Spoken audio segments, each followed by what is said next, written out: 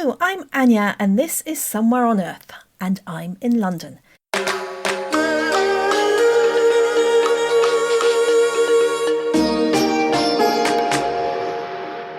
It's Tuesday, December the 23rd, 2025, and we have voices from Ghana and India. And joining us again today is Chavi Sachdev from Mumbai. Hello, Chavi. Hello, Ania. It's good to be back.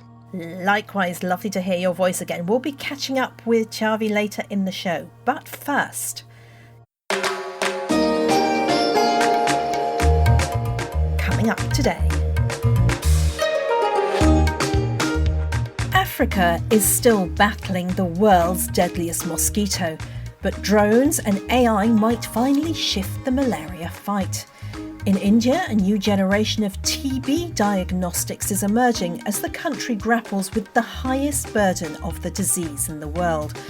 And why a government-mandated cybersecurity app on every new smartphone in India has triggered a major privacy uproar.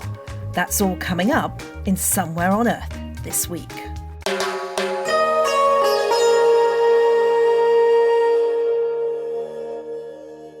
In 2023, Africa recorded 246 million malaria cases. That's 94% of the world's total.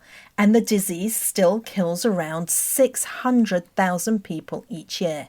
Traditional tools like mosquito nets only go so far. But a startup called Sora technology is changing the game. Using drones and AI, they locate high-risk mosquito breeding puddles and spray insecticide only where it's needed. The result? Fewer mosquitoes, lower costs, and a smarter fight against malaria. Well, I spoke to Mary Yeboah Ansawa, Sora's head of African business, who's helping roll out this innovative solution across Ghana and is now testing in Sierra Leone, Benin, DRC, Senegal, and Kenya. The aim is to use drones and AI to kill the mosquito larvae. If you are able to combat the larvae or you are able to kill the mosquito larvae or the baby mosquito, you wouldn't have it grow to become an adult mosquito, bite, and then spread the Plasmodium parasite. So we are dealing with the issue from the root. So that's how come our solution is focused on larva source management. So that's really important, isn't it, when you think about it? Because malaria management is all about disrupting the life cycle of the parasite, in effect. And therefore, you've got to, you've got this malaria carrying mosquito, the female Anopheles. And so you've got to either kill the adult, which is what all the spraying is about, stop the adult from biting you, which is why you sleep under an insecticide treated net, but you're looking at actually killing the larval stage, and these larvae are present in water, particularly stagnant water, so not in rivers, not necessarily in huge lakes, but in puddles, in buckets that are left, that kind of thing. Yeah, perfectly explained. Yes, so the Anopheles larvae prefers to breed in like a transit pool, puddles, stagnant waters, and these are our main focus, like containers and buckets, like you have explained. So yes, so our solution comes in very effective and cost saving because the first alternative is to, you have a vision or you have a goal of killing the mosquitoes, then you should know where they reside, where they would want to breed. Mm-hmm. Hence, you are looking at these stagnant waters, you are looking at these puddles made by rain, the drainage ditches, the smaller concentrated ones. And how are you looking at that, Mary? Because, I mean, it's quite difficult to spot a puddle that might have some larvae in it, isn't it? Exactly, it is. It's difficult. So we would use a drone. So with our drone, we fly over the area. Our drone has a very high resolution camera. Mm-hmm. We attach it with sensors and then our AI. So as the drone is flying at a very low altitude, it's able to take aerial images like any other drone. And after these images have been generated, the AI does the magic. So we have two types of AI.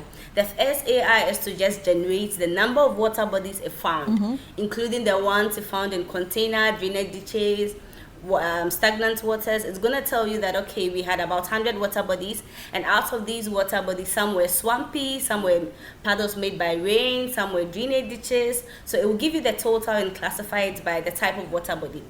The second AI is like the main value proposition is that the AI would use the parameters of the water body. So it's looking at the water body size, the turbidity of the water body, the depth of the water body, the vegetation around it, and some key parameters to predict the existence of larvae. So two different types of AI.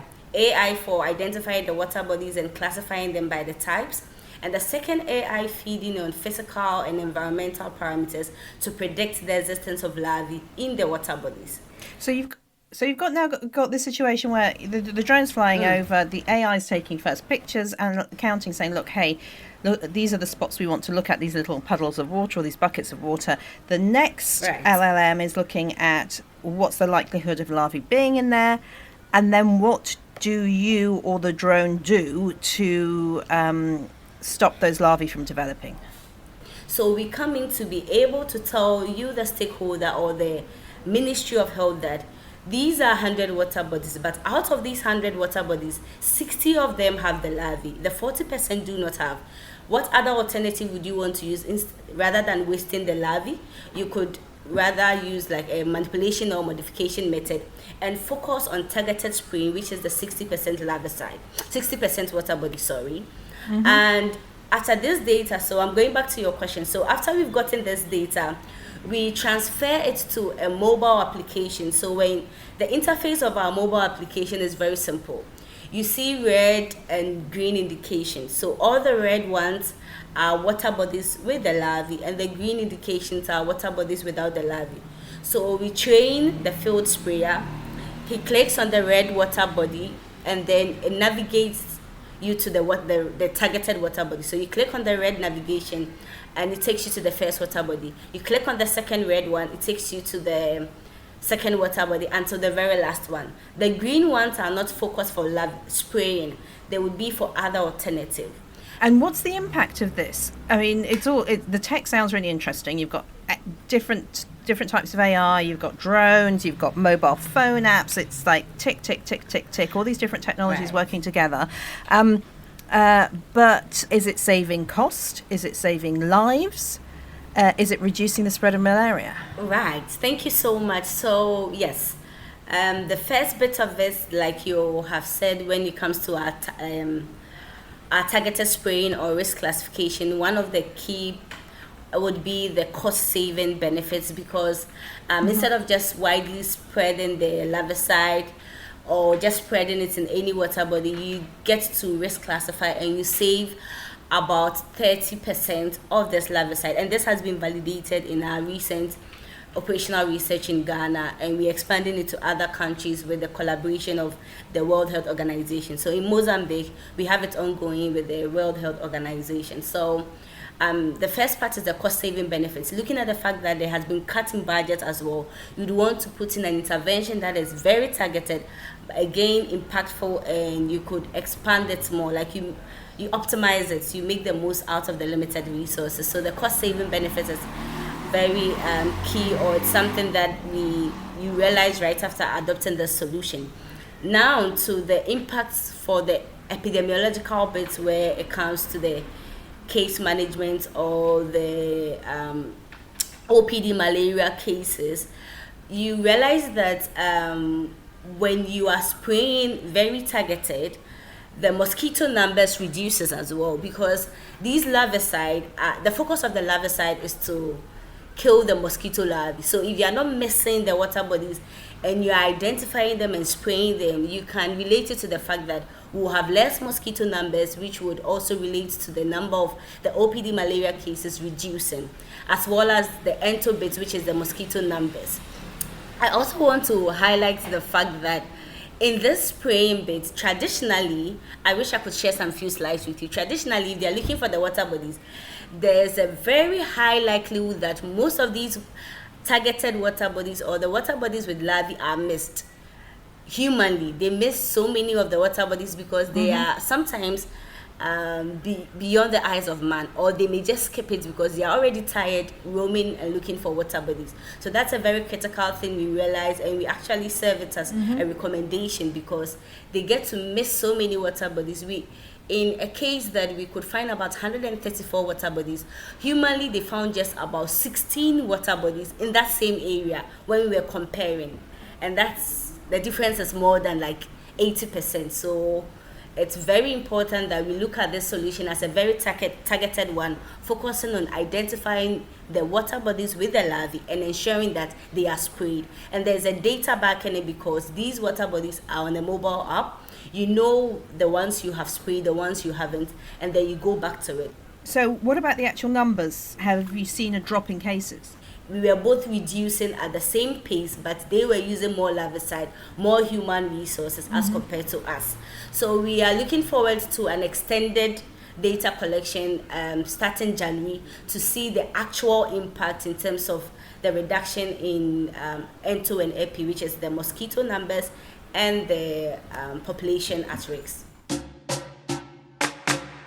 Mary Yeboah Ansawa from Sora. And we will be hearing more from Mary in our Pod Extra edition of the show. Chavi, what are your thoughts, especially that malaria is also found in India? Yeah, this is quite exciting. We don't have it on such a scale as in Africa, but it still kills tens of thousands of people a year.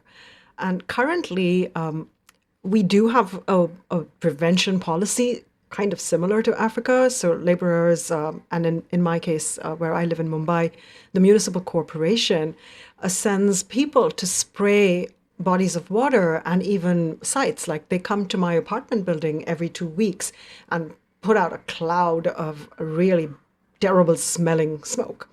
And whether there is larvae or not, we're all exposed to it. So it's the birds, the insects, the humans, the stray cats, the dogs, everybody is inhaling that.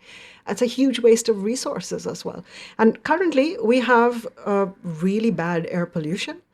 We're supposed to actually stop putting any kind of aerosols into the air when it crosses a certain threshold, the PM 2.5, the particulate matter.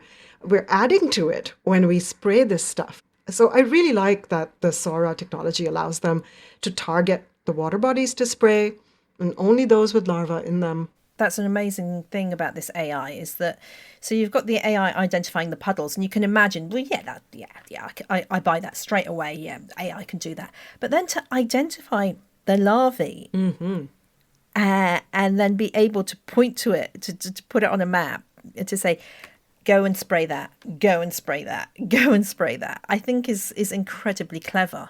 And like you say, just saving the resources, but also not exposing people to these pesticides. Totally. And I also like that they can go into remote areas because you can spray from the drone. So you don't even have to expose a human being who's going to be administering it, and you can reach far to access it. Well, yeah, and these human beings would have to go that far as well to these remote areas. And that, again, adds to cost, to time, to everything. So you send a drone out and it does it for you. It does seem very clever. But even though more research needs to be done to see if it actually reduces the numbers, but it does definitely reduce those labour costs and pesticide costs. Thank you, Chavi, for that. Now, Chavi, you've not been on the show. You were here last week, but not for a while before then. So let's do a little bit of catching up. I know you've been travelling. What kind of tech have you encountered then on your travels? So one of the things I was reporting on actually links to what we talked about. It's about different disease, but this time improving diagnostics for it.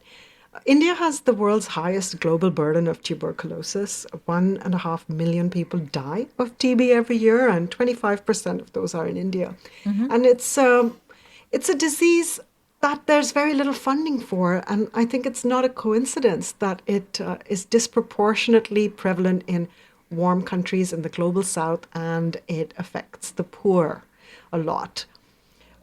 One of the things that came up when I spoke to experts and even survivors of TB all across the country is they compared it with COVID because it's airborne and contagious.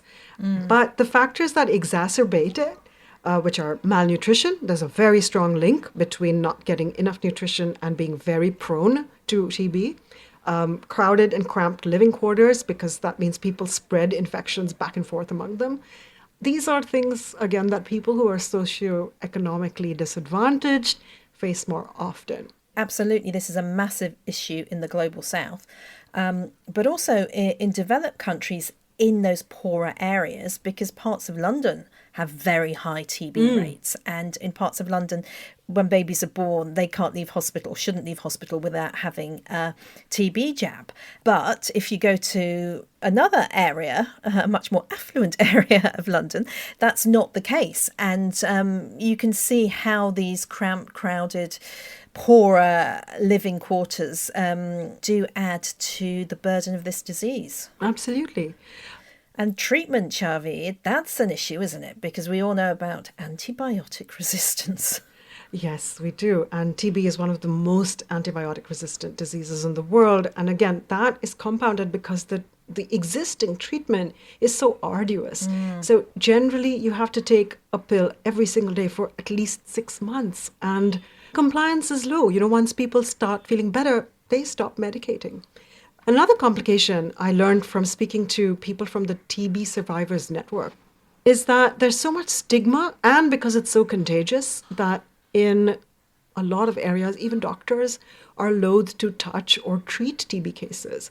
So there's a lot of problems just finding out if you have TB. Then there is the problem of getting the correct sample to take and test.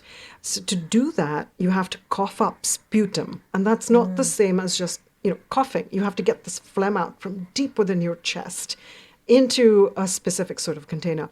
And the most susceptible to TB include young children, elderly people, and people who are immunocompromised. And wouldn't you know it, this is the set of people who has a really hard time coughing up sputum.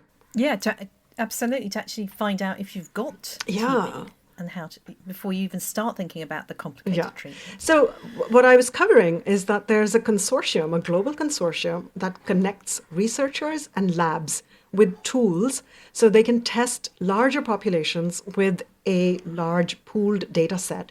And then because they are able to do this, they can meet WHO protocols for getting these tools out into the public. So large samples, long-term studies, meeting good standards.